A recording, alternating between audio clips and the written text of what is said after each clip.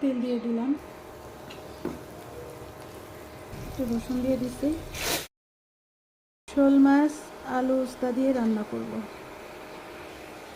এই যে কাটাকাটি করে নিয়েছি, মাছগুলো তুলে নিলাম।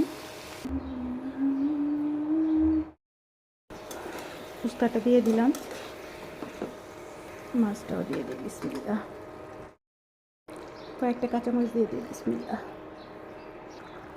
একটু জিরা গুঁড়ো দিয়ে দিলাম। তরকারিটা আরেকটু হবে, হয়ে গেছে। তরকারিটা ঢেলে নিই। তরকারিটা হয়ে গেছে, ঢেলে নিলাম। এই যে আজকে আমার শোল মাছ আলু উস্তা দিয়ে রান্না করলাম, রান্নাটা শেষ। আজকের মতো একটা তরকারি, আর কিছু না। একটু গাজর কেটে নিছি। এই তো আমার প্রিয় আপুরা ভাইয়ারা, আপনারা সবাই ভালো থাকবেন, দোয়া করবেন, আমার ব্লগটা একটু দেখবেন। যদি ভালো লাগে লাইক শেয়ার কমেন্ট করবেন, সাবস্ক্রাইব করবেন। এই তো, আল্লাহ হাফেজ, আসসালামু আলাইকুম।